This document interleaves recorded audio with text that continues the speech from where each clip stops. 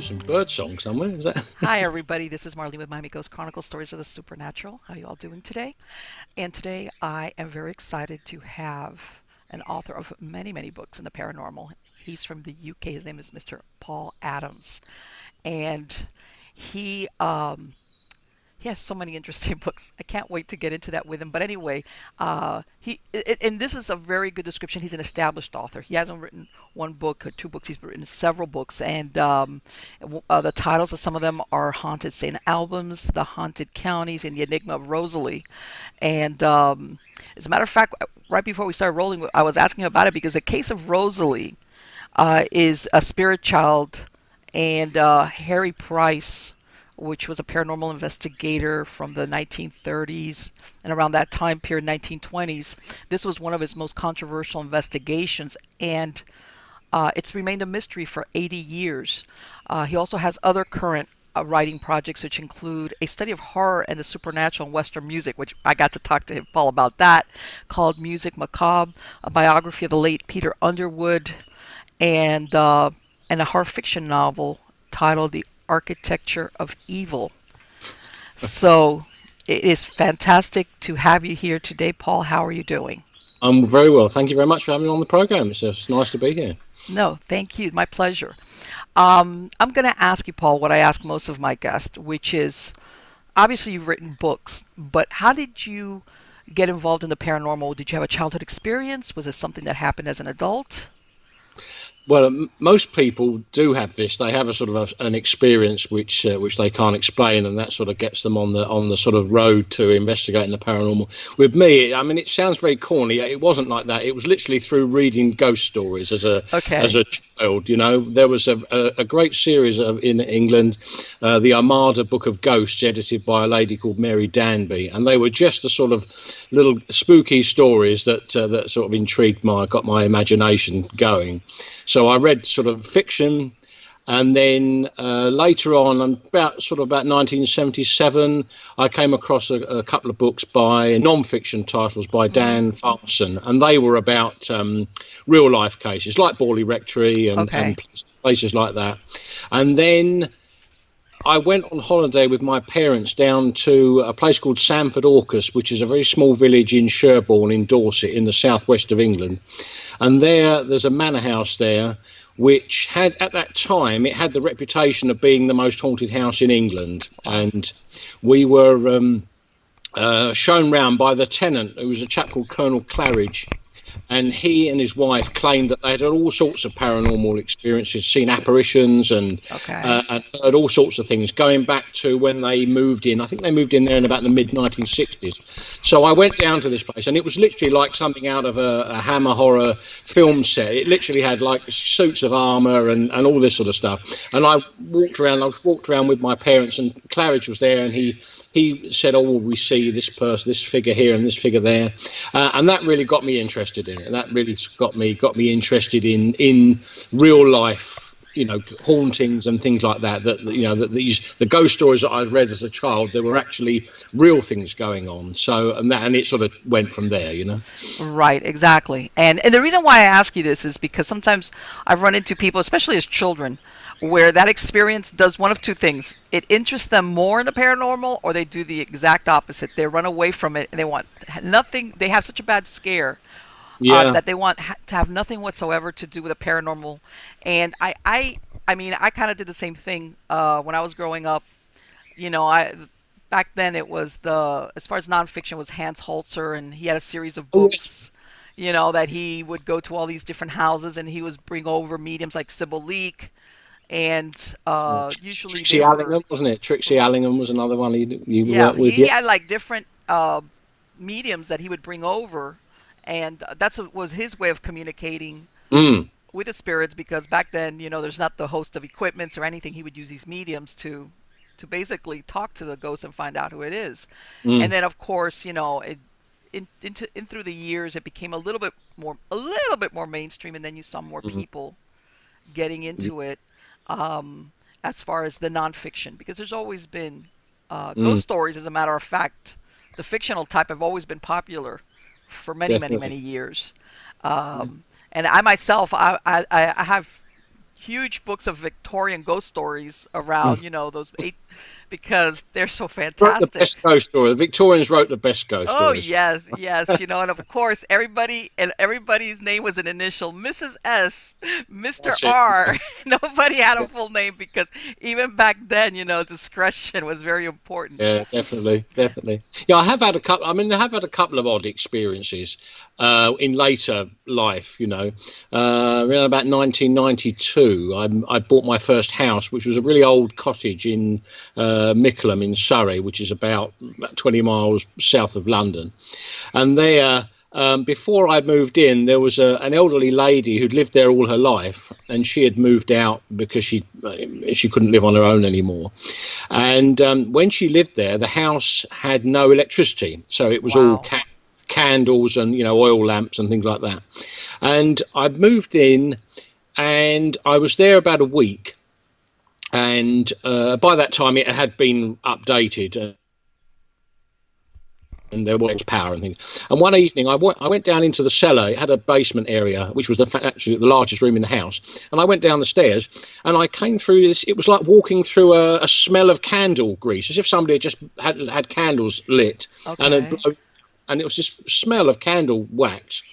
And I hadn't had anything like that on at all. And it struck me as really strange. And it was just at this one spot on the stairs, and it was there, and then it sort of went. And I mentioned it to the neighbour next door, and she said, "Oh, that sounds like Mary Saunders," because she used to have like candles and things. And I never ever smelt it again. Wow. And the last day, I lived there 6 years, and in that time I got married, and we had our first child, and we were expecting another child, and we had to move because the house was too small. And the last day that I was there, all the furniture had been moved out and everything, and I was there just locking up. And I walked down, and exactly the same spot, I smelt it again. This smell of candle grease, Isn't that And unusual? so it was almost like hello and goodbye. Right, exactly. That's what I was about to comment. As soon as you get there and when you're ready, it's. And I Yeah, always wanted, I was going to say, well, maybe it's a residual, but then you think of that timing and it makes you think there's a little bit of intelligence behind it yeah, yeah, yeah, yeah. because it was when you moved in and when you were leaving. It wasn't like you could say, well, you know what, every time I would go down those stairs at a certain time or, I came across that smell and I would say, well, maybe it's a residual thing. But yeah, it makes you think there was like Yeah. goodbye, hello, An unusual goodbye. thing. And another thing that was one. This was quite recent. This was about 3 years ago. We went to a place called Mount Fitchett Castle near Stansted Airport, which again is about 25 miles, sort of northwest of London. Sorry, northeast of London. And that's a Norman castle. Dating Okay. back to like the the sort of 11th century. And they rebuilt they sort of tried to recreate parts of the old buildings with these modern things. They were built in an old style, And in one of those buildings, I was with three of my children, and we all felt really weird at a one point where you went through a doorway from one big room into another room, and I felt really, and I don't normally pick up on things like this at all, and Hmm. I felt like I was on a ship, as if felt really Oh, unsteady. And one of my other children felt really sick. Another one felt she was being pushed in the back, and it was really odd. And it was just at this one spot when you went through this door, and there were other people there. And I asked them, I said, "Do you feel anything weird at this spot?" And they looked at me as if I was like mad, And uh-huh. so when we left, I mentioned it to the people the people who worked there, and they said, "Oh yeah," and they went and got this photograph, and they had one of these paranormal groups had been there about 18 months before, and Uh-huh. they'd set up a camera and taken a photograph of this really odd, what looked like a figure, and it was in exactly the spot where Oh, where we went through the doorway. So that was quite interesting. It isn't was, that, and that's the thing where once somebody introduces a connection because you have nothing whatsoever to do with a group that was there 18 months before. What are the yeah, no, so, chances that in yeah, that same exact spot there's going to be some type of anomaly, whether no, it was photographed or in this case that you felt it? It's like, yeah, okay, yeah. It was well, it was all of us, all four of us, right, and all of you felt it. all felt really odd at this point, and then and then we walked through, and it was gone. So it was really odd. They're the sort of odd things that have happened to me. So it's Yeah, it's quite and one time I was up. I'd gone to a meeting up in Vermont, in the mountains of Vermont, and we were staying at this old, like, a house that they had converted into like a kind of like a small inn. It was out in the middle of nowhere, and we were all they had made like a big bonfire out in the back of the property, and we were all sitting there talking. And finally, I couldn't take it, and I turned around to one of the ladies that I knew, and I said, I don't know why, but I keep feeling somebody staring at us or at me. I want to say from the top window, like on the second floor of the inn, and I can't get. And around that time, one of the owners comes down. He goes, "Oh yeah, that's the guy, the farmer, the spirit of the farmer that used to live out here." And he came and he pulled out this book of people throughout the years, which had talked about exactly what I felt. It was like, really? Yeah. Where that had some time, and at that second story window that looked out towards the back of the property, and I was like, wow, okay, because I was like, oh, okay, maybe I got jet lag or something, but I know what you mean when it comes off that it's like, okay, it's not my imagination, it's not me being paranoid, and like you said, you had all of your same family members have the same experience. Yeah, collective experience, which makes it more evidential, doesn't it? I think that is so interesting. And let me, as far as this book, and I had mentioned to you, the Enigma of Rosalie. Yes. What is that about? This apparently he was involved with it back in the 1930s.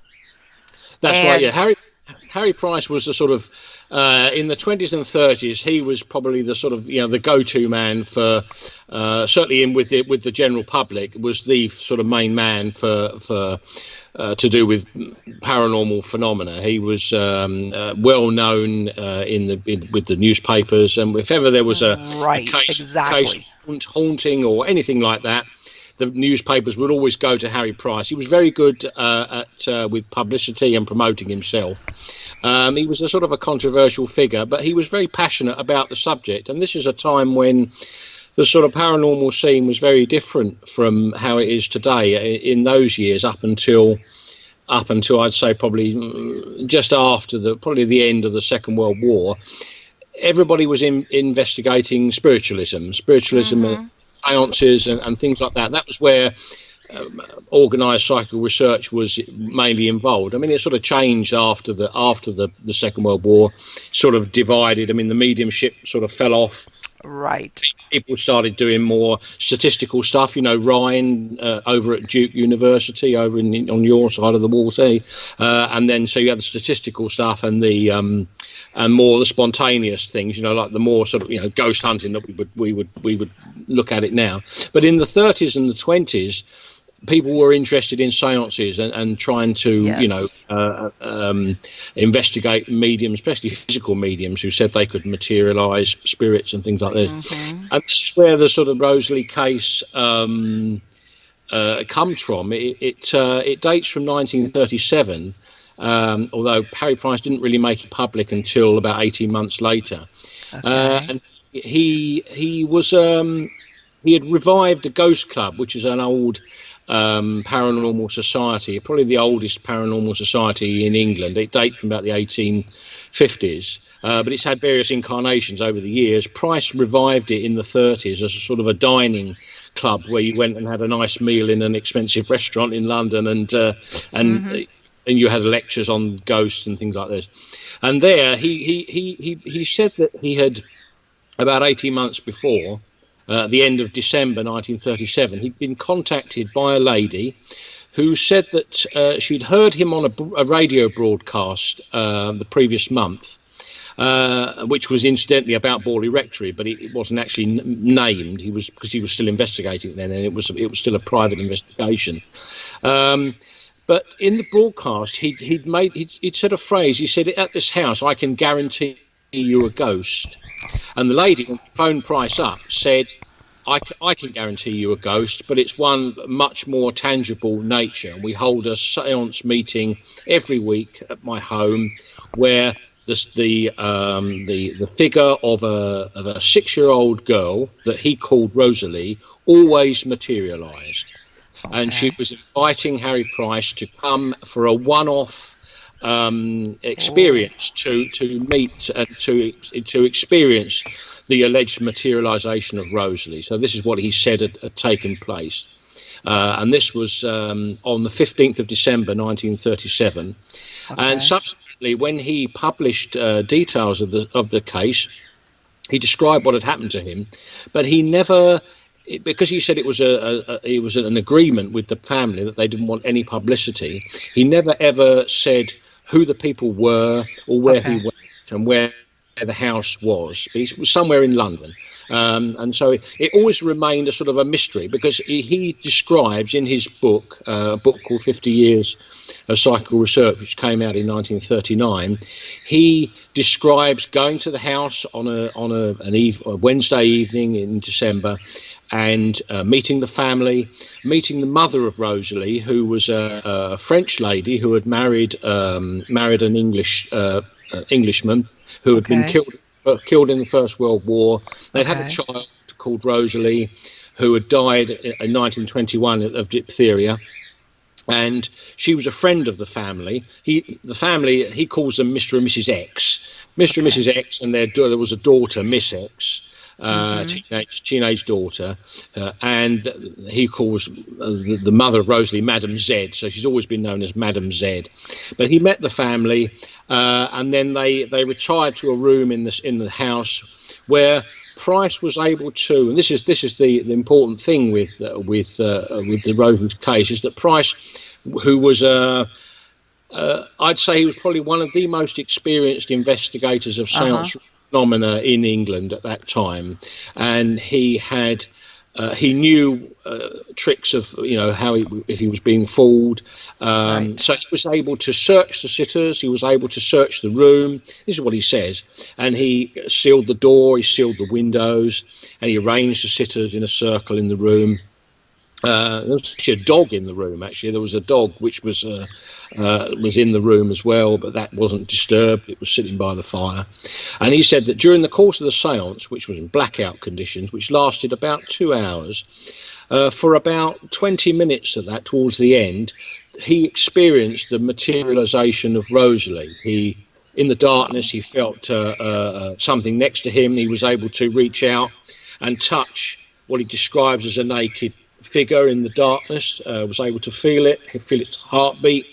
And with a luminous plaque, piece of cardboard with a luminous paint on it, which had been placed down on the floor, he was able to examine the figure. And he described seeing a figure of a child, which was a blonde child, completely nude, and he was allowed to speak to it. And the child didn't. He asked her several questions in quite an emotional atmosphere. The ladies in the room were very. Madame Z was very emotional at seeing her child again, and Price even himself says that he was affected emotionally by this experience. Rosalie never spoke, only to on an impromptu when Price asked her did she love her mother. She just said yes. And then the séance was brought to an end. The lights were extinguished, and about 15 minutes later, the room lights were put up, and Rosalie had gone completely. And Price was allowed to search the room. He searched the sitters. All his seals were unbroken, and it left him with this incredible experience. And for someone who was very skeptical of, he did, when he did encounter genuine phenomena, he did champion it, but he was very skeptical towards spiritualism. I mean, he described spiritualism as I think something like the embarrassment of the thinking man. He was very blasé towards it, but this experience really shook him, and the next day he was at his office in London. He was a sort of a part-time researcher. He worked. He had a full-time job, a job in a paper company. But he was able to juggle this quite well with psychical research, and he had his own office in London. And several people who saw him that day, on the day after the séance, realised that he was very, very upset by this. It had really sort of shaken him, so he wrote this account, and it was published in 1939, and up until sort of my book coming out last year, it has sort of remained very much a mystery, because Right. Price never ever he never had another sitting. He claimed that he tried to have other sittings with them, but Madame Z was always frightened that Rosalie might be scared away and that she would not see her again. And then the war came, and apparently, so Price said, much later, he wrote a short article in a magazine in 1946 where he says that what happened was he kept in touch with the family. They were sort of promising maybe that there might be another sitting, that he could bring colleagues and hopefully maybe even do it in his own laboratory. But then the war came. Madame Z went to France, was caught up in the invasion of France, and was sort of nothing was ever heard of her again. So Right. it was a sort of an unsatisfactory ending to it. And Right. then after Price died in 1948, and after his death, some cases were looked on again and they were sort of attacked. Certainly the Borley Rectory, which was his most famous Right, and investigation. which is what I said with him. I had never heard of this case. The one you always hear about is Borley Yeah, Rectory. Borley Rectory is the most famous one, but Exactly. after he died, it was reinvestigated by members of the Society for Psychical Research, and Hmm. they felt that Price had. Their report, which was published in 1956, was very critical about Price, and Yes. his posthumous reputation at that time really nosedived, And then a couple of years later, the same people looked at Rosalie and also felt that basically that he had made the whole thing up, that he had used it. It was made up story in order to sell this book, in order to give a sensational chapter that the newspapers would latch on in reviews, and that there was Okay. no substance to it. So for a long time, Rosalie case was sort of just really it was just rubbished. And then in the 60s, 1960s, there was a sort of resurgence of interest in it. A man called David Cohen from Manchester in England became very interested. And lots of things sort of happened in the 60s, so sort of to do with Rosalie. Cohen became very interested in it, and he was upset at the way that Price's reputation had been sort of attacked in the 60s. There was a sort of a period in the 60s of almost fashionable denigration of some of the earlier figures in psychic Okay. research. Critical books were published about not only Harry Price, but Frederick Myers, who was one of the founders of the Society for Psychical Research. Edmund Gurney was another founder of the SPR, and that there was some critical accounts published about him. So Cohen got very upset about this. So he decided to champion Price and see if he could reinvestigate Rosalie. Okay. And he tried to do this, and he didn't really succeed. But what he did do was he self-published a book called Price and His Spirit Child Rosalie, which came out in 1965, and in it he offered a reward of £25, which was in those days was quite a large amount of money, for any information that anybody might have that might lead to the the finding of the identifying of the house or the people involved. Okay. So it sort of that happened. Then Cohen unfortunately was very ill, and he passed away the following year. Around about the same sort of time that Cohen was involved, other people were two people from the Society for Psychical Research, Mary Rose Barrington and Richard Medhurst. They became interested in it, and they found in Harry Price's papers, which were bequeathed to the University of London, they found a carbon copy of a letter which showed that Price had actually gone to a séance when he said it was the letter Okay. written to written to Mrs. X, accepting the invitation. And although Oh. so there was an actual physical piece of evidence, Mm-hmm. there was no address on the letter, Oh, but wow. there was a name called Mrs. Mortimer. And so Okay. that sort of gave them a bit of a clue. So what the people did was, Harry Price, in his account, he had described the house very accurately from the outside. He said, I want my readers to imagine what it was like, because Harry Price was very good at, self-promotion. He was the top man, and he liked his readers to know that he was in control and noticing everything. So he really described the house, beg pardon, in great detail. There were 12 stone steps up to the front door. Oh my, that much detail, huh? Okay. Yeah, and double fronted house with so many windows on the front elevation and this sort of thing.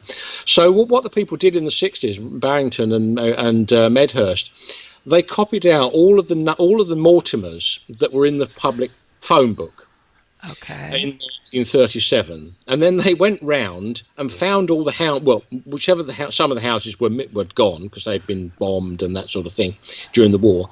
But they went round and they tried to find a house which matched the description of the house that Harry Price had given.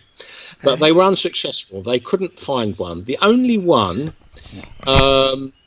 one which seemed similar was a house in a South London suburb of Brockley, and it was a double-fronted house. There was a Mortimer family living there, but there were differences, and they had to discount it. And funnily enough, it's one of these sort of it seemed to be a strange coincidence that Harry Price knew Brockley very well because he used to live there when he was a young man. So it seemed rather too much of a coincidence that Brockley, that was that place. So again, the investigation sort of stalled. There'd been a little bit of an advance. It looked like there was a name, but there was nobody. They couldn't find it. And then a strange thing happened in April 1966, about 6 months before David Cohen passed away.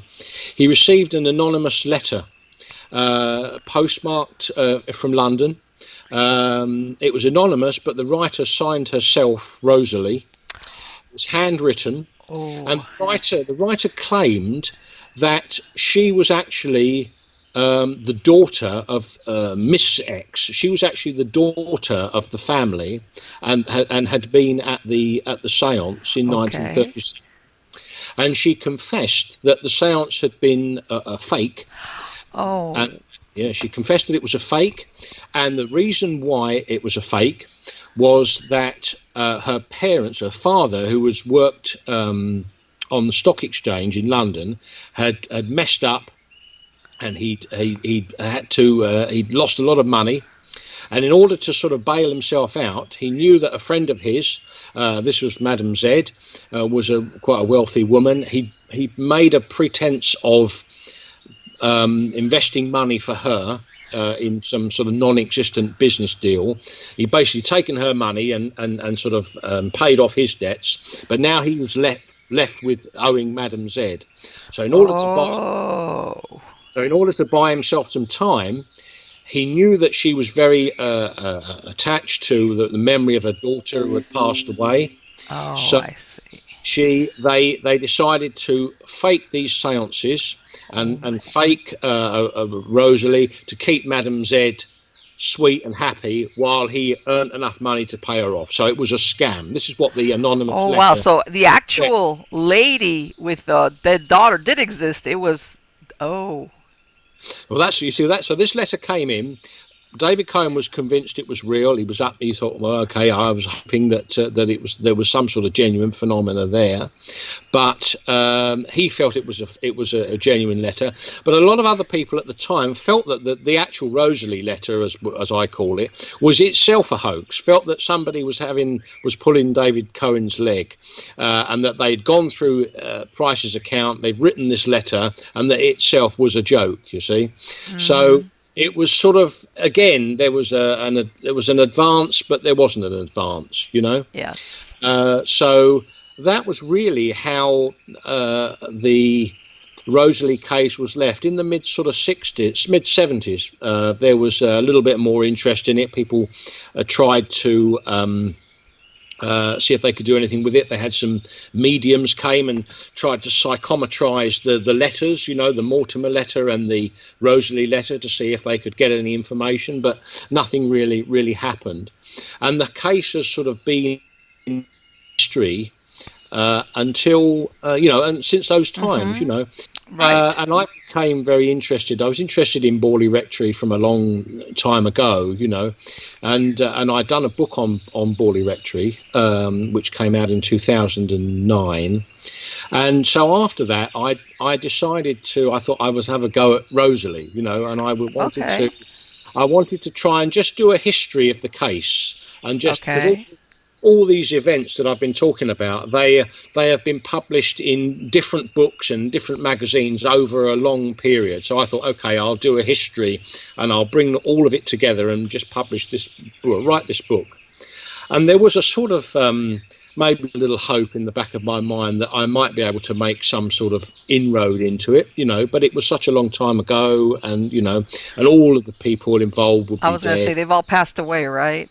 all passed away. Yes. So I started doing it, and I started writing up the case, and I went to we are very, very fortunate over here that Harry Price left all of his papers and his books and his letters and correspondence in a vast archive which is held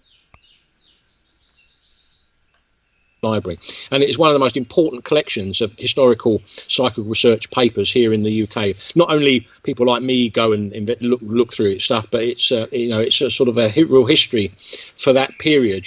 So it's a Okay. very important collection. So I went up there and started looking through the Price's letters and did some work on it, and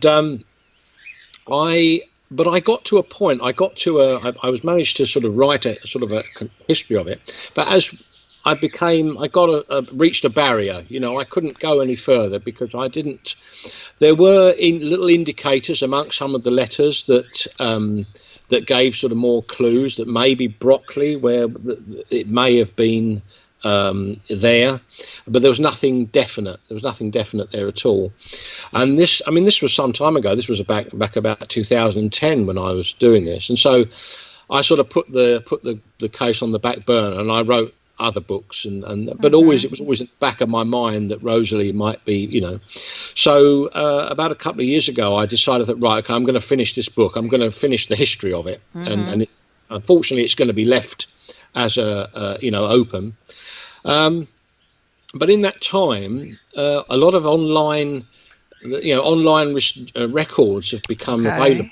Okay. Like there's some websites over here, Find My Past and Ancestry, where there are a lot, genealogical data and things Right.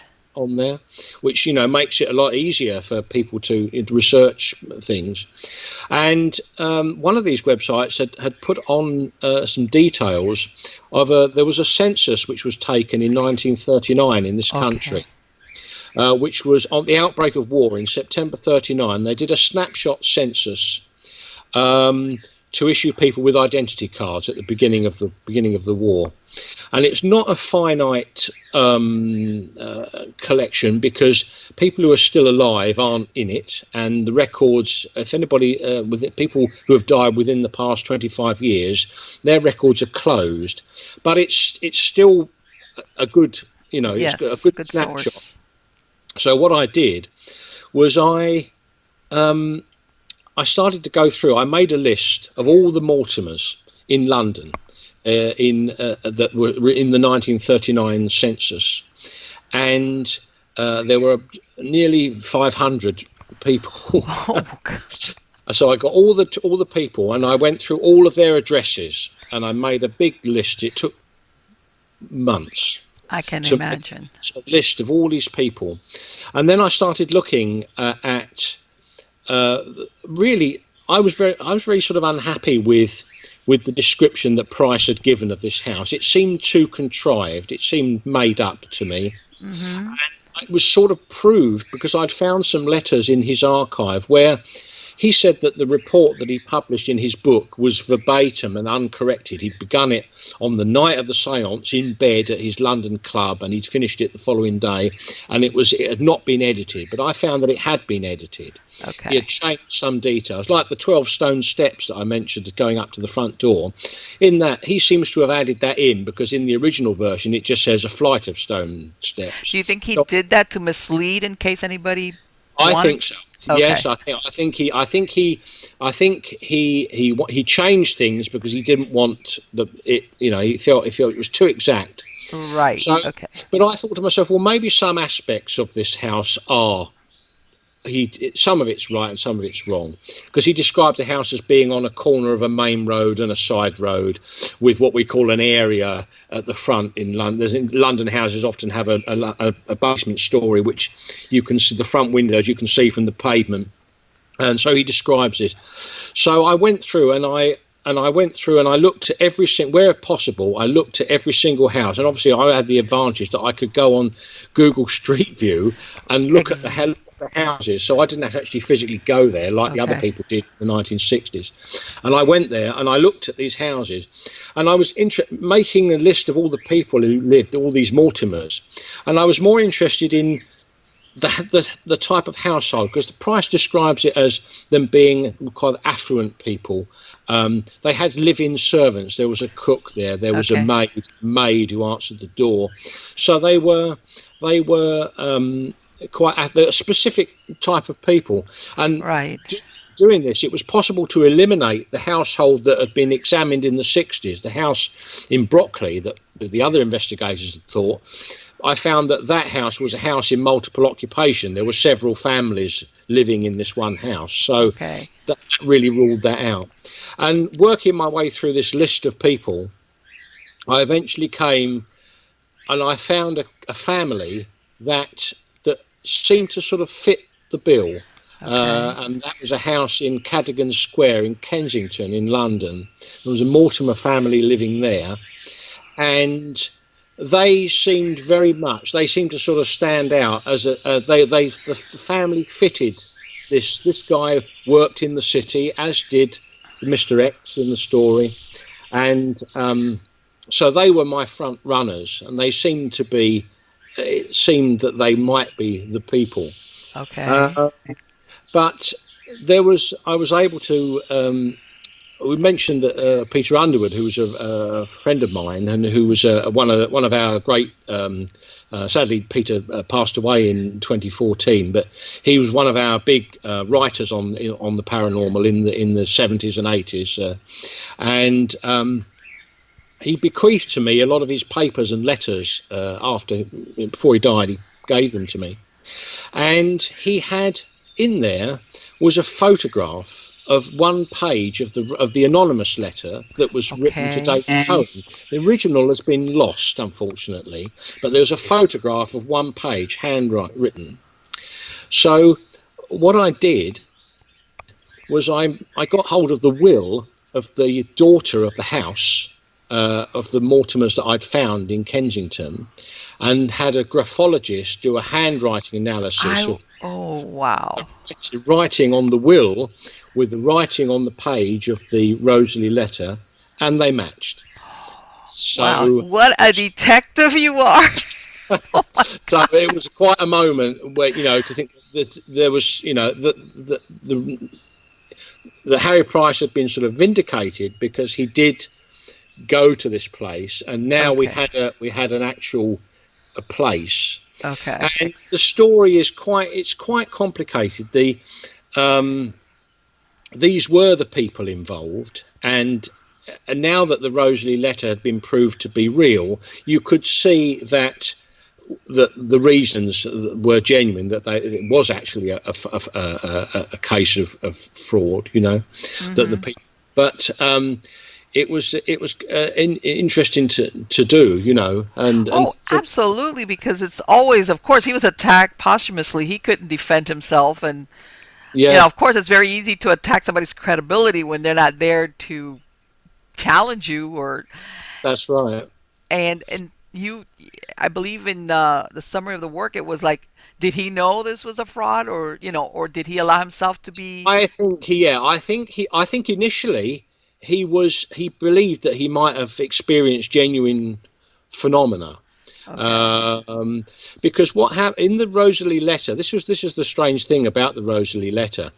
The lady who wrote the anonymous letter, who I now know was a lady called Joan Mortimer, she claimed that she had fooled Harry Price by, in the dark phase of the seance, she'd taken all her clothes off and pretended to be the ghost of Rosalie by standing in the nude. and Okay. then redressed herself in the in the other part of the dark phase. So that was how she said that she had cheated Harry Price. But I found that there was a problem with that, because she wasn't. Price described her as being about 15 years, about 17 years. Right. So it's She quite a was difference in age.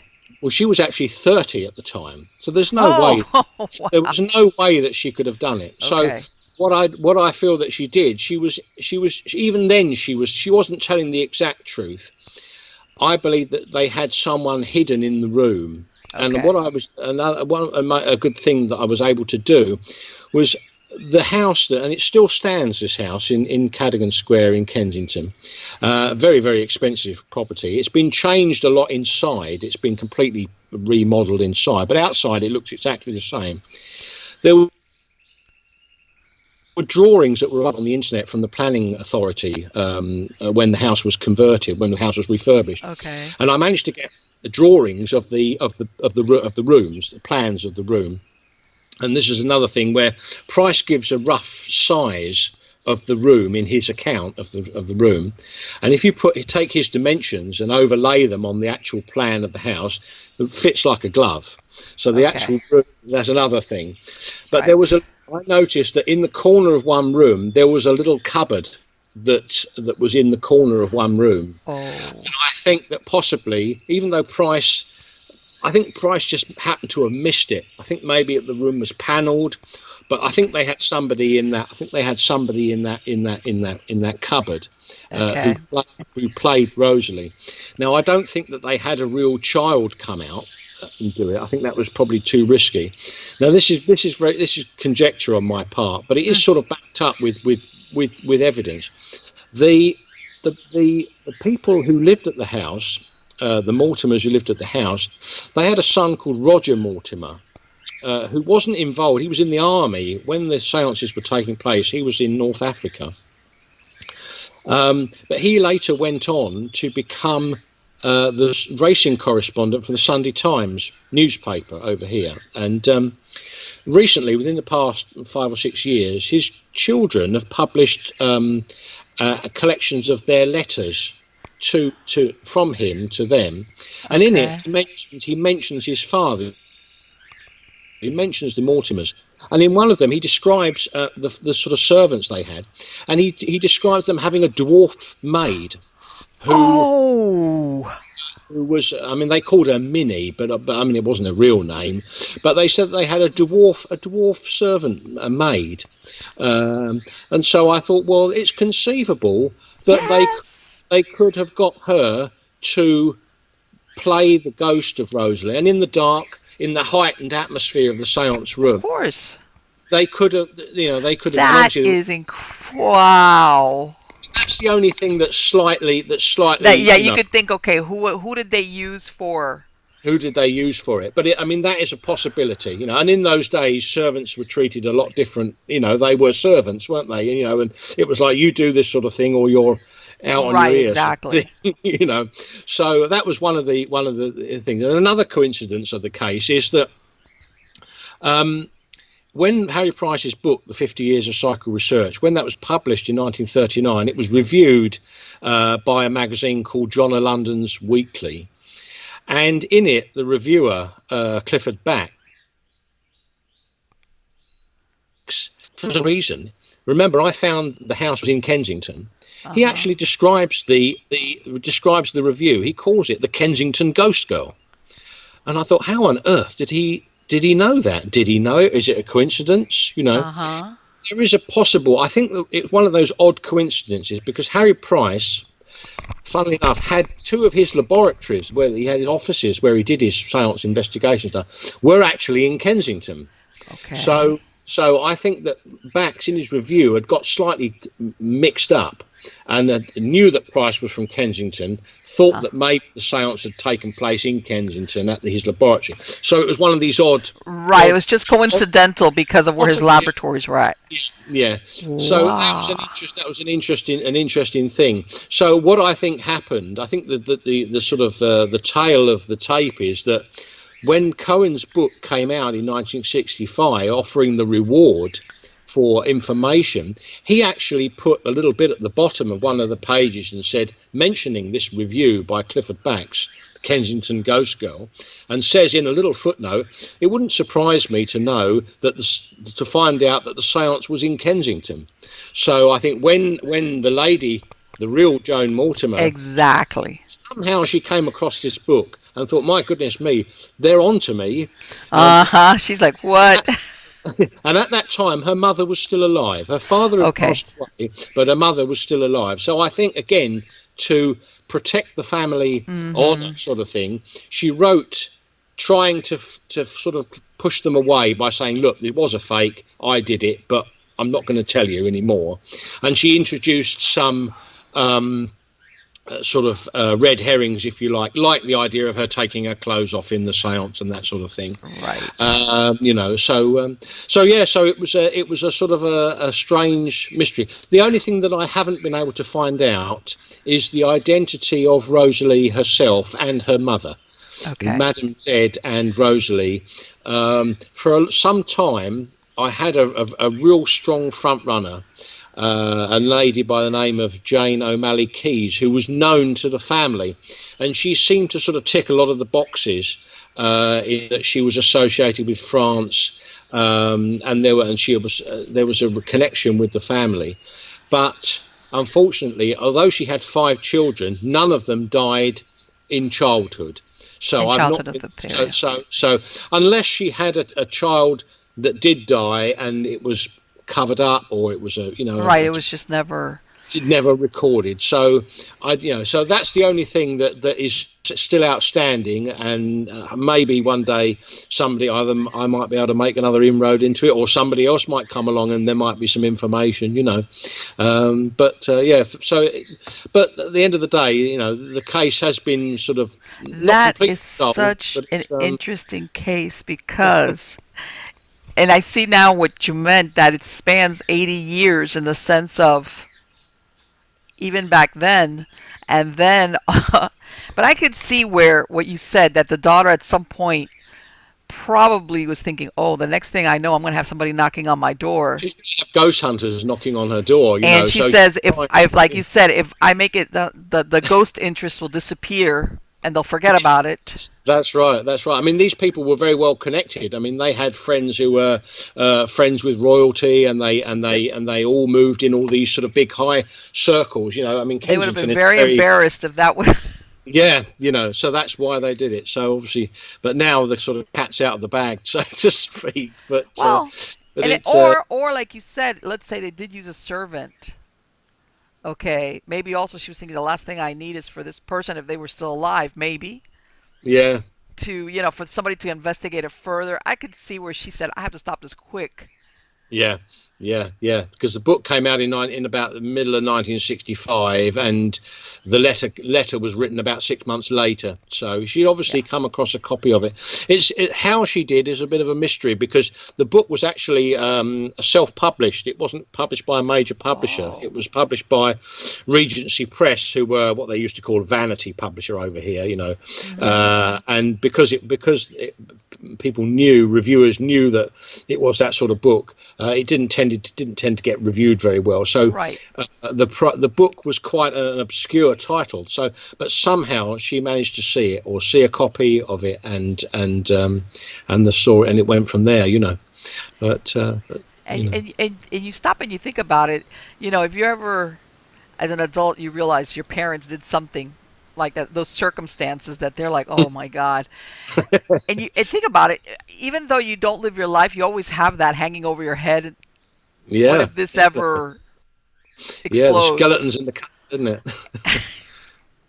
It'll make us look like, forget it. So yeah, I could, but that is so interesting. And like you said, back in those times, it wasn't just a question of the medium, let's say the spirit taking over the vocal cords. It was where they would actually materialize. That's right. Ectoplasm, or in this case, when you said that he touched the body, I'd be like, oh my God. Yeah, I think if some ghost hunters nowadays actually touch the body, they'd like run screaming from the building. But yeah, the this was the whole thing of the materialization. I mean, Price had met one. There were two mediums that he did experiment with, did investigate in the 20s and in the 30s. One was a lady called Stella Cranshaw, who was an English nurse who Price felt did produce genuine phenomena. She could move objects Okay. and that sort of thing. And there was another medium called Rudy Schneider, the Schneider brothers, Willie and Rudy.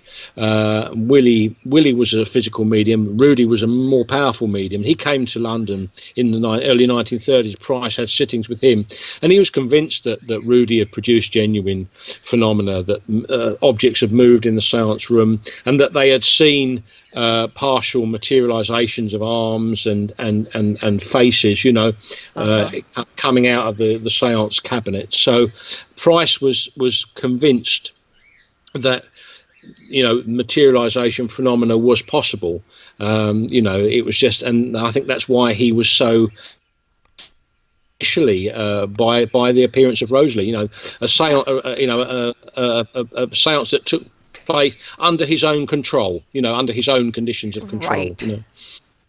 But like you said, sometimes, and I mean, we'll never know. He's probably the only one that does know. But sometimes when you have investigators of all types, they and they're well recognized. Sometimes they do overlook the obvious, despite their experience. Like you said, there might have been that cabinet or cupboard in the corner or Yeah. hidden somehow that he just didn't see it for whatever reason, or they put it in such a way, and um, I you think I know, think what went in their favour was that I think Price, he actually was quite he initially wasn't going to go. He it was only that a colleague of his, a man called Richard Lambert, who was the editor of the Listener magazine, happened to have lunch with Harry Price the day that he received the phone call. okay, Price sort of mentioned it to him, and he said, "Oh, it's not going to bother. It's just going to be it's going to be another fraud." And Lambert said, "No, you've got to go along. You've got to go." So he persuaded him to go, and I think that Price, when he turned up there, he was expected some sort of typical spiritualist seance, a back parlour type thing, singing hymns and that sort of okay, thing. It wasn't. When he went there, he suddenly arrived at this big, affluent London townhouse. And I mean, I okay, haven't been inside, but I've been outside. I've been around right. outside, and I think they had him at a disadvantage. You thought, what's going on here? These people aren't the usual spiritualist types. These look like really, serious people. Not that I'm saying spiritualists aren't serious Well, people. and I understand exactly what you mean. When he got there, he had this preconceived idea, maybe based on his prior experience. So when he gets Exactly. there, like you said, he's going to, like you said, they have servants, Yeah. higher social status. So he's thinking, absolutely, these people would not risk Yeah. doing Definitely. a fraud because it would make them look so bad. So yeah, I Exactly. could So see. I think he was at a disadvantage, and although he said he checked the room thoroughly, it's conceivable that, well, I believe he did overlook this one area, and it just happened to be. I mean, um, they were very lucky that he didn't find it. I mean, I don't know I don't know how familiar they were. The reason that the Price was brought in, so the anonymous letter says, was the fact that Rosalie's mother had actually become suspicious herself. Oh my God, that's That such. she was a See little bit that. unsure things were going on. You see, Because you so know they what? said, I "Well, was we want." thinking that. I was thinking, well, if they did this for this lady to buy time, I think this, why would they want to bring in somebody Yeah, that was known for busting mediums? That yeah, makes perfect yeah. sense Yeah, so as they to brought why they Price in. did She that. asked, "I want somebody to come in to check on this," and obviously Harry Price was the famous Oh, of person, course, of so course. she'd known about him. So I said, "I want Harry Price to come." So that's the reason Oh why he my got the God. phone call, and it was the reason why, after he'd sort of given it the green Yes. light, she was, after Price Well, he won. had been there. She must have like. That's it. He when he gave it his blessing, for lack of a better word, as far as, Yeah, oh, that's incredible. you That know. is. That's So that's why incredible. it was only a one-off. That's why it was only a one-off séance, you see, and why they kept fobbing him off then afterwards about him wanting to go back. You see. Oh no, it was like, okay, we used you. We got what we wanted from your Yeah. visit. We really don't Yeah. want you. The last thing we want is for you to come back in here. Exactly. And And and about 6 months later, Mr. Mortimer had received a legacy from a relative who passed away, and received a large amount of money. I've got that. That's documented. So, uh-huh. and then obviously a large amount of money comes in. He's able to pay off his debts. His wife miraculously loses her mediumship, and the seances Oh my seances end. God. And you know what? And maybe they were waiting for that money to come in along. That's why they needed just to buy time. It was They were. I think they were. They were biding time in order to yes. get that in order to bankroll get the money. Yeah, it's like we could just buy us a So few more months until this money comes in and then that's it. And yeah. oh, like you said, incredibly, I can't communicate with the spirits anymore. And Ms. X, why don't you go off to France and join the resistance? Bye. That's right. So yeah. So what? Yeah. So yeah. It's one of those strange stories, That which is, but that is such an intriguing and oh my God, and it's real. it's real. Yeah. It's a real. Every word of it is true. It's yeah. I mean, Harry Price was this remarkable character. Really, he's still very influential today. He still inspires people. I mean, he wasn't as pure as a driven snow. I think that he did, on occasion. I mean, some people don't agree with me on this, but I do think that on occasion he did fake things, for want of a better word. At Borley Rectory, I think he may have egged on some of the things in some way. But I think that was just his own personality. He wanted Right. to. He was a complicated man. He was passionate about the subject, passionate about psycho research.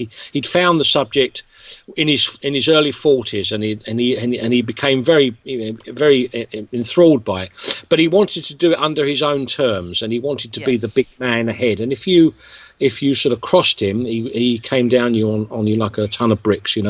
So he was a difficult man, and a frustrating man in some ways, but at the same time, I think when he did, experience genuine things, he championed it. And I think that the Rosalie case, having sort of not redeemed him, but Mm-hmm. in the 50s, his reputation was at the absolute bottom. And Right. so it's nice to think that he did have this experience, but it was sort of he was a victim of himself, really. Well, I think that when you're in, let's say, researching, debunking it, you're never going to have to worry about your reputation suffering for it. Let's Mm, face it. Because if yeah, you're always finding all these people that are fraudulent, nobody's ever going to come behind you and go, no, that's not true. yeah, The problem when you deal with the supernatural, which is not an on-demand thing, is that let's say you do find a moment or an instance where it's genuine or somebody that's genuine. You can't always bank on how easily you're going to be able to reproduce that as far as once you have that taste of fame. mm, You understand what I'm saying? yeah, definitely. And that's, I think, where a lot of it, and one of the things, Paul, that I've talked about is that sometimes people get this idea, and I'm not going to say so much as researchers as in psychics or mediums, that somehow or other these people, and I'm not talking about the fraudulence, or I'm talking Mm, that they're like more enlightened or good people. And I said, you could be very, very psychic, mm, whether it's as a medium or as a psychic, sensitive, however you get it. And I say, you could be a jerk. You could be an unlikable person and still have these abilities. mm, And unfortunately, sometimes we're always hoping that somebody that is able to connect with the spirit world is nice or mm, wouldn't pull one over on somebody else. And I think that during those years, like Houdini and all these people that were out there debunking mm. mediums, I think that there were some that were genuine, but they just could not. You can't produce that over and over again Yeah, exactly. Yeah, the on a whole thing of consistent the basis. mixed mediumship, isn't it? The fact Right. that And they they, sometimes they would fall back on maybe yeah, doing stuff that wasn't genuine just because yeah, now they were a victim of their own fame. Yeah, exactly. Yeah, yeah. I think that's very true. I mean, there's mediums over here. I mean, Helen Duncan is a famous medium. She was famously went on trial in 1944 in the witchcraft trial over here, and was sentenced to 9 months in prison. Wow. And she's another man called Jack Webber. I think that I think they did have some sort of genuine ability, but they were under incredible pressure to Yes. produce every time, and so I think that Right. they did have to fall back on on fakery now and again, to Well, keep and everybody some of them at some point, I mean, they were making a living from it, where they would have these seances, and the more popular you became, you had more famous people coming to witness it. Mhm. So talk about pressure to produce. Yeah. And I think that genuine mediums sometimes got exposed supposedly, but it's not that they were totally fake. I think it's just that they they knew it, and it's exhausting work as far as Mm. if you're actually doing that work. So, but yeah, I think that around that time, and then you have the ones that I say these are the also the genuine mediums that know better, just kept quiet because they Mm. didn't want to get somebody to go in there and try to prove that they were fake. So they just Yeah, kept a very definitely. low profile Yeah. Yeah, I think that's the way it is versus today. I think I think a exposing lot of themselves to that type of criticism. yeah. Yeah, I think a lot of mediumship, certainly in this country, a lot of physical mediums. I mean, was a sort of resurgence of it in the 1990s, but I think a lot of it has gone underground. I think Hmm. there is a sort of a feeling that amongst spiritualists that they don't have anything to prove anymore to the psychical researchers. So it's gone underground. So I think there are things that Well, and it's also, I hate to say it, but it's become so sensationalized. yeah, Let something like, yeah. fireworks go. It's people now. They want to see something more evident, more dramatic, more whatever, Mm, and it's the spirit world kind of doesn't work exactly that way. Sometimes it can be very subtle, mm, um, and hard to describe. And nowadays, as you know, most they've got all these equipments and all these things to capture evidence. And let me ask you, when you've been doing all these different books in the paranormal, and it sounds like you absolutely do the legwork on your research and on, have you ever had anything happening to you at home when you're working on a certain book? um, no, I can't say as I have. No, I don't. I don't think I've ever sort of created anything or nothing happened like that. No, I mean I've got the original courtyard bell from Borley Rectory hanging on the back of my house, You do? Oh my which God! How did you which is get supposed that? that was a gift from Peter Underwood. He passed that on to me. So and this is the big. I mean, it's a big bell. It's a big thing, and that's supposed to have rung by itself, on several occasions at Borley Rectory, but it hasn't done in my house. So, but That's but no, I don't know. I can't say as I've had anything's happened to me okay. in that respect. I mean, I have. I was a member of a home circle for a couple of years. Um, about when did I start that? That was about 2007, and with a small group of people, just sitting once a week, trying to develop phenomena. And we had some interesting things there. The medium used to go into trance and and speak in an altered state, with different personalities, and there were some interesting physical effects in the room as well. The room temperature would drop, Okay. and there was breezes in the room, and I'm convinced that nobody in the room was faking it. And there were knocks as well, knocks underneath my chair and things like that.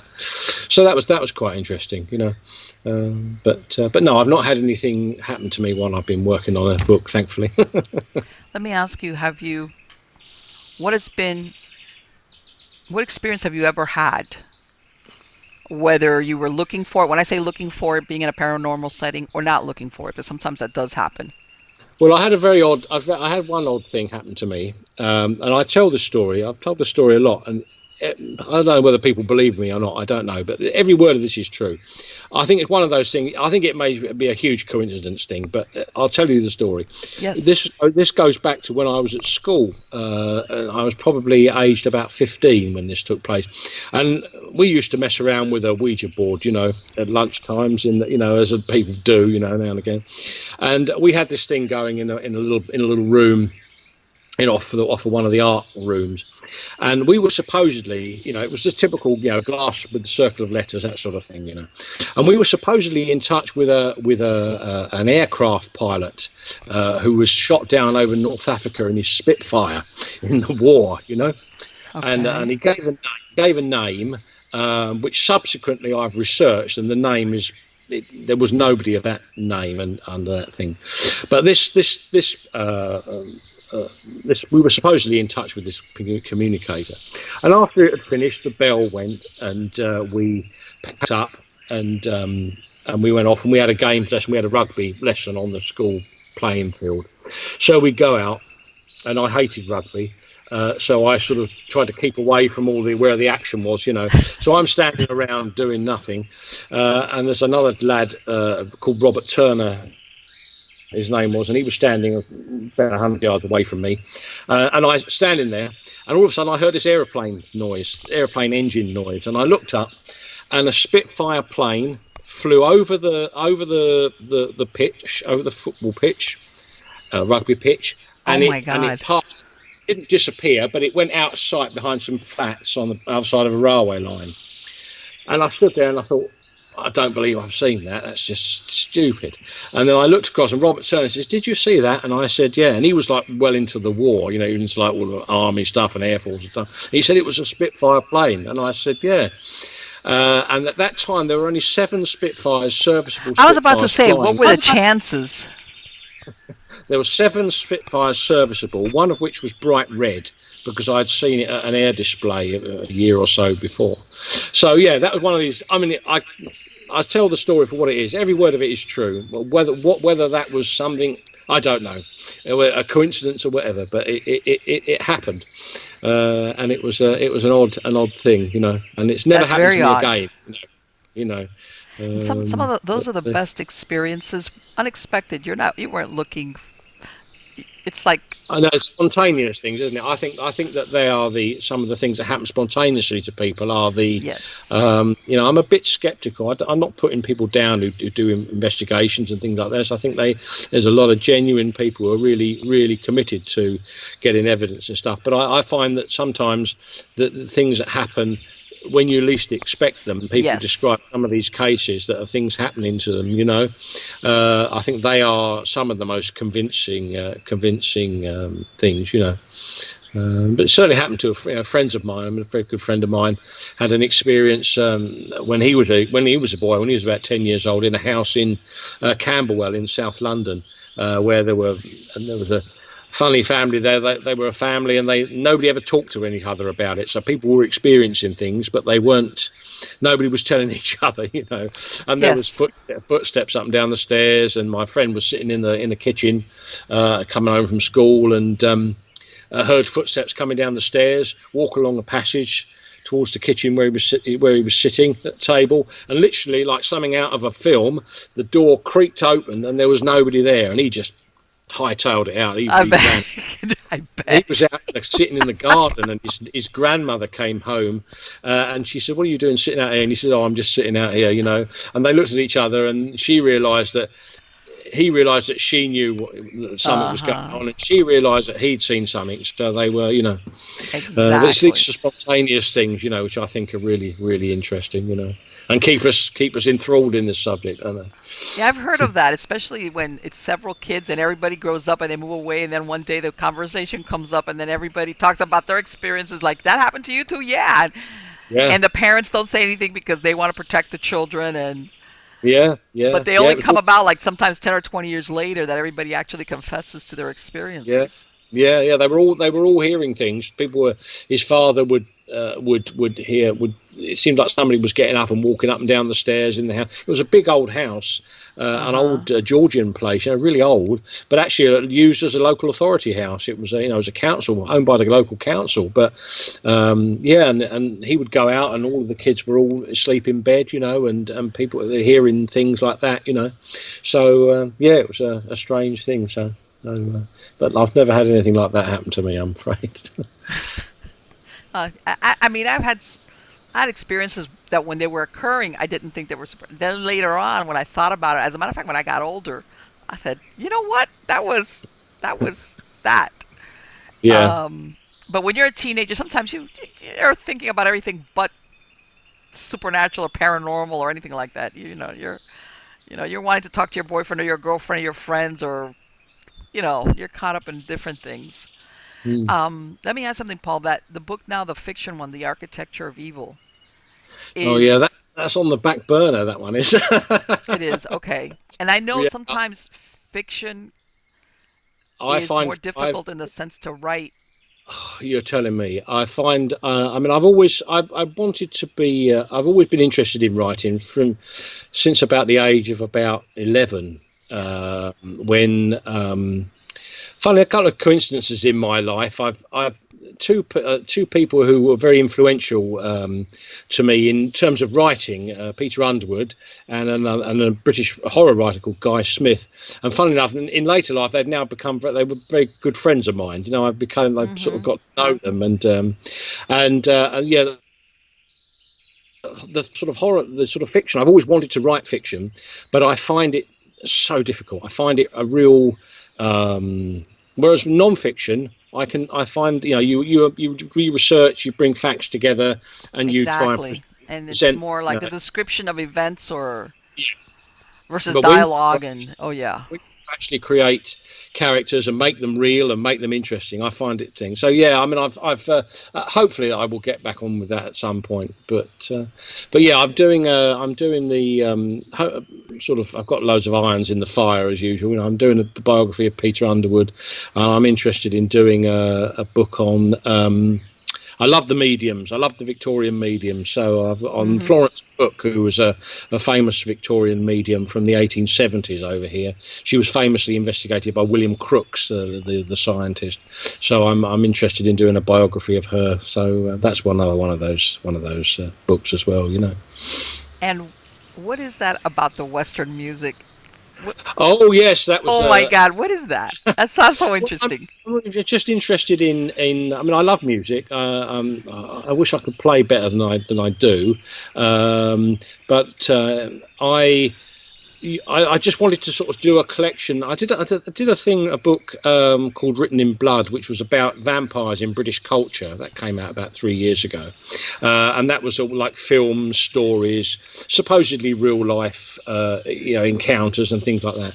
And I wanted to do a similar thing with music as well, because I love music. I love some of the classical music. You've got like Benjamin Britten's opera "Turn of the Screw" and things like that, and then you've got stories of supposedly where composers' ghosts have been seen, and things, and houses where ghostly music is heard. So really, it was to try and bring together all my interest in music, real life cases, and bring it all in one book. That sounds so interesting. And also, what you mentioned before about Victorian times, and I mean, even though and it's like I said, when you read some of these stories. Even though they're supposed to be fiction, some of them, when you read them, they sound real. They sound like it did occur to them. Yeah. Like in other words, the author really did have the story retold to them, and they just made it sound, I guess, like you said, to maintain the privacy and the confidentiality of whoever it was that told them the story, especially if you didn't want to be thought of as having those types of experiences. Yeah. But I find the whole Victorian era. It's just the gaslight and the idea of these seances taking place, you know. So Well, it was a and even now when you go visit a cemetery, because I've been to some cemeteries, and you know exactly which is the oldest part, because mm, this is when the Victorians they were into their monuments in the yeah, yeah, cemeteries. definitely, yeah, definitely, yeah. And we I got a mean, it's family. like all the symbology and Yeah. the mausoleums. It's like, and then you look over and what's really plain, that's the modern ones. Yeah, yeah, we've got some fantastic. There's some fantastic cemeteries around London. The Highgate Cemetery is the famous Yes. one in because there was an alleged vampire case there in the 1970s, which I wrote about in my vampire book. But that's such an amazing place to go, and you can have a guided tour around it, and it's all, as you say, the symbolism on all the tombs and fantastic, absolutely Right, and it's amazing. like, and they took this seriously. In other words, and of course, the photography of the dead people and the dead children, and Yeah. it's kind of morbid when you look at it from our point of view versus where they looked at it from. But it's very, very interesting the how much thought they put into the afterlife or what happened to you after you Yeah, died, definitely. and then of Yeah, course even before the Victorians, and we get into the resurrectionists and grave robbing and God, yeah. so many things happen nowadays. A lot of people get cremated, and that's it. Nothing comes of it. It's become very how can I say it? I want to say even, and sometimes I even because I've done some I've looked into what I call unofficial graveyards, which is where you would bury criminals, people that were on the fringes of society, Right. uh, Okay. whether it was actually legally, and as an outlaw, or whether your lifestyle was, you Mm. know. And I said back then, people, the decent or the good people, did not want this person to be buried in the same place that they were. I mean, in other Right. words, after you were dead, this still had this division Yeah. of there should be no association. I say every time I've gone to some of these cemeteries, the paupers' graves are always in a corner, way in the back. Okay. Yeah. You know, Yeah. and you were lucky if you got in there. Mm. Um, and I said I've nowadays a lot of times they'll even find them when if they're digging up for a road. Well, they'll find these graveyards, and some of them are old ones, but some of them they're what they call unofficial ones because Right. they had to Okay. bury you somewhere. Mm. Okay, and back then there was a stigma. And I say, well, and that's another thing of that sometimes you think of as hauntings, besides the obvious that it's a forgotten graveyard, is back then you people did want to get buried in consecrated ground. There was this belief of I want somebody to pray over me and I want to be buried the right way, even if you might have lived a desolate life. Mm. You were brought up. Your mindset as a child was that what happened to your body or where you were buried did affect you Mm. in the afterlife. So, Yeah. yeah, things have changed considerably since those times. But anyway, Paul, thank you so much for this Pleasure. time you Thank you. spent Thank here. It's you. been wonderful. I'm going to put a link to your website on the credits of the show. And I hope you'll come back in the future to discuss your Thank you very other works because let me tell you something. I much. am, that story that you said, that you talked about, that was hats off to you for your Mm. effort as a detective because basically that's what it took, detective work, Yeah, it to is a run it to detective ground. thing. I And find the history of the paranormal, the very yes, interesting. All these things that have gone on, in the past. So it is like a detective story. So yeah, yes, yeah, absolutely. And sometimes, and like you said, maybe not till now because of the resources that you're able to get to, is that actually it could be kind of narrowed down to what you found. And yeah, then yeah. the comparison of the handwriting, that's incredible. But anyway, thank you so, so much. I have Pleasure. enjoyed this tremendously, and I wish you the best of luck in all your future work. Thank you very much. Very nice to just spoken with you. Thank you. Bye bye, Paul. Bye now. I don't know about you guys, but that was so engrossing, um, as far as when he's describing. I mean, and this is what I like. obviously he understands. Let's say Harry Price. He kind of describes him where he has his admirable points, but he still sees where he has his fallacies as a human being with an ego and things like that.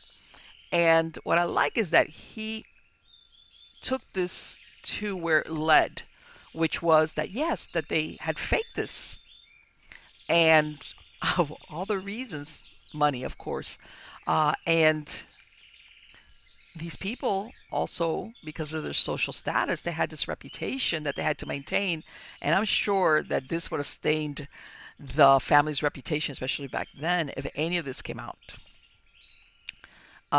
Can you imagine? And like he said, they were connected, but and it's also kind of sad when you think about that they kind of took advantage of somebody that was suffering over the loss of a child, which makes a person very vulnerable. But then at the same time, this lady at some point was snapping out of it, and along came Harry Price and rescued the day. And that thing about the servant being a dwarf, I swear, I was like, you should write a book. Well, he did write a book about it, but it was like, they should make a movie out of this because this is incredible. Think about it. Think about it. Even if you leave it open ended, okay, because at the end, as much as they narrow it down, there's no absolutes. Even though that handwriting comparison, that's pretty that's pretty good proof.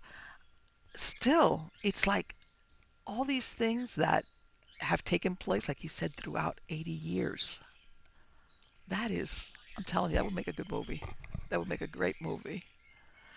And yeah, it's one of those things where, and I've said this before, the supernatural is not an on-demand thing. And when you have somebody, whether it's a paranormal investigator or a medium or anything like that, which is banking, and what I mean banking as in they're making money off of this, whether it's for ratings, for popularity, for money, or just to get paid. I want to say that it's inevitable that things are produced falsely because the spirit world just does not work like that. It doesn't. It doesn't. I'm telling you, I've been doing this since the 1990s, and even before that, like I said, I've read everything I could lay my hands on since I was a kid, and it just doesn't work that way. You can't. It's not like a dog that you teach it tricks and it does it on command. So whenever you get into that position where you need for something to happen, I'm telling you right now, I guarantee you that somebody at some point is either producing something totally or maybe something subtle, because this is the thing what people don't understand. If and I'm not talking here, and if you got genuine spirit communication in whatever form, doesn't always have to be through a medium. Sometimes the most they can produce for you is something very subtle that maybe only you or the person's interested would understand or would notice. And sometimes it takes quite an effort, uh, which sometimes doesn't isn't even captured on a camera or. And I'm going to give you a perfect example. Let's say all of a sudden you smell a certain perfume, and let's say your grandmother's perfume or your aunt, cousin, whoever, your dad's cologne, well, or a certain smell in the house. How do you quantify a smell? How do you capture a smell? Besides the person saying I smelled it, or that you yourself, the person, understand, goes, oh my God, that's my grandma's, you know, gardenia perfume that she always wore. Okay, and sometimes it's as subtle as that, and that's the best they can do for you, especially if you're trying to communicate with them, or they're coming by to say hello and just make sure you're okay, which is another point that I make, that uh, most human souls or entity spirits, whatever you want to call them, once you've passed on and you're enlightened, when I say enlightened, you want to have as little to do with the earth plane as possible. Okay, your ego is gone. You understand where you're at. You don't need a human body or any of the things that come with people that are alive and that live on the earth plane, as in food, shelter, clothing. Your ego runs the show, that possessiveness, the need for all these things. Once you reach that, you don't want to hang out. This is not your place anymore. And you have this understanding that your loved ones that are left behind, even though you might come and visit them, you kind of know this is your moment now to work it out. You have this trust that things are unfolding as they should for them, whether it's through your family or free choice or whatever they might be, just like you did or they did when they were alive. In other words, you don't want to hang out here. And whenever you have the, the spirits that a lot of times that that you see too much of or hear too much of, if it's true, if it's not produced, then you're talking a human spirit that is in a place it shouldn't be. It shouldn't be. That's why I think, especially in those cases where people are trying always to contact the soul of a child, which I imagine has got to be one of the most heartbreaking events that could happen to another human being. There's a point where you want them to be on their way and not tied to your emotions, your suffering, all the things that happen to you or your family. And just know that eventually you'll be together and that you'll not want to hang out here anyway either. Um, but yeah, I think that, like I said, I'm not surprised when at the end, Paul, the finale was that it looks like, yes, that this was fraud, whether he overlooked it because he wanted to overlook it because of possible fame attached to it, or he was genuinely deceived because they kind of like planned this out real well. Plus, they had a lot riding on. Who knows? I'm not surprised. That's what happens. That's why, unfortunately, a lot of work in the paranormal field gets a bad rap. And some of it is deserved, but a lot of it is not. So, guys, thank you so much for listening and for viewing. Please catch me on Facebook and on Twitter. I live stream there. Catch the podcast of the show on Spreaker, iHeartRadio, iTunes. I always post also on Tumblr links to the shows. So, of course, please, thank you so much for viewing and listening. And I also, like I said, I do a live stream on mostly on Periscope for Twitter and on Facebook. And also, again, to my true believers, please don't forget me, Marlene at MiamiGhostChronicles.com. Send me an email, video of yourself, taping yourself, and tell me your true ghost encounters, or that weird light that you saw in the sky, or if you live out somewhere in the boonies, you think Bigfoot is camping out in your backyard. I don't care. I would love to hear from you guys. Please send it to me, and I'll include it in the show. If you have a set of stories, I can get together and contact you. Maybe I could either interview you on the phone or through Skype, like I did with Paul and some of my other guests. Either way, please don't forget to send me those stories. And again, thank you so very, very much for being part of my audience. Take care.